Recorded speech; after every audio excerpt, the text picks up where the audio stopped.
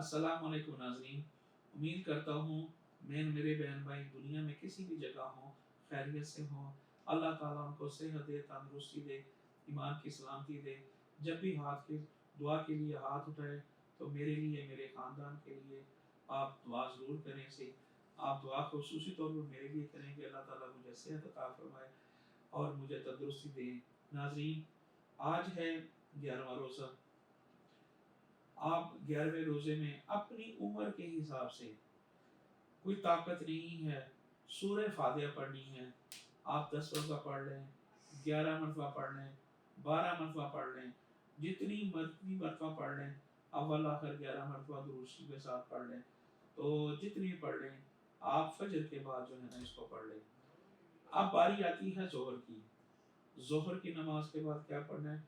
सूरह अल फतह पढ़नी है, एक मरतबा अव्वल आखिर 11 मरतबा दुरूद शरीफ के साथ एक मरतबा सूरह अल फतह पढ़नी है। एक मरतबा 11 मरतबा पहले दुरूद शरीफ पढ़ना है और 11 मरतबा बाद में पढ़ना है, ये लाजमी है। एक मरतबा पढ़नी है आपने, और जो भी कोई दुआ है वो आपने पढ़नी है। इसके बाद आपने पढ़ना है असर के बाद आयतुल कुर्सी पढ़नी है, 17 बार पढ़नी है। एक मरतबा दुरूद शरीफ अव्वल आखिर और 17 मरतबा दुरूद शरीफ पढ़ना है, आयतुल कुर्सी पढ़नी है 17 मरतबा।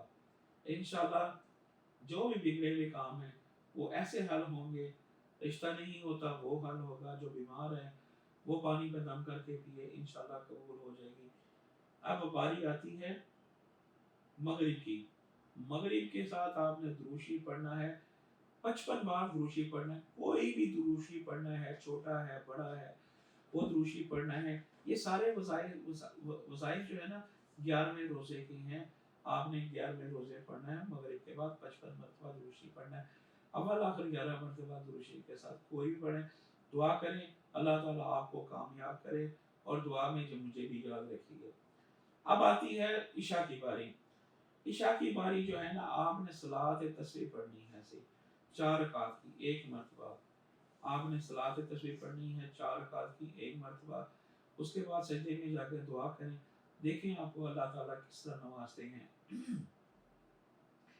नाज़रीन इकराम, ये आपके लिए 5 वक्त की नमाज के साथ आप छोटे छोटे वज़ाइफ आपको बताए हैं।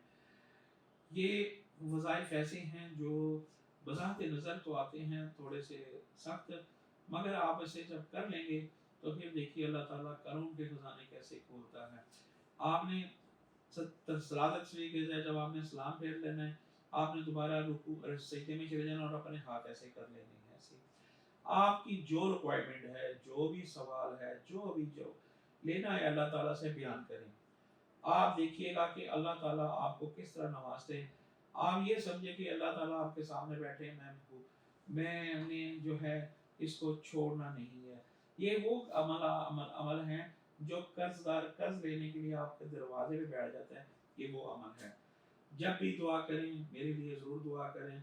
मैं उम्मीद करता हूँ कि अल्लाह ताला आपको तंदुरुस्ती दे, ईमान की सलामती से आपके लिए रहमत बरसाए, रोज़े में आसानी पैदा हो और जब भी दुआ करें मेरे लिए भी दुआ करें। इंशाअल्लाह ताला अल्लाह आपको कामयाब करे।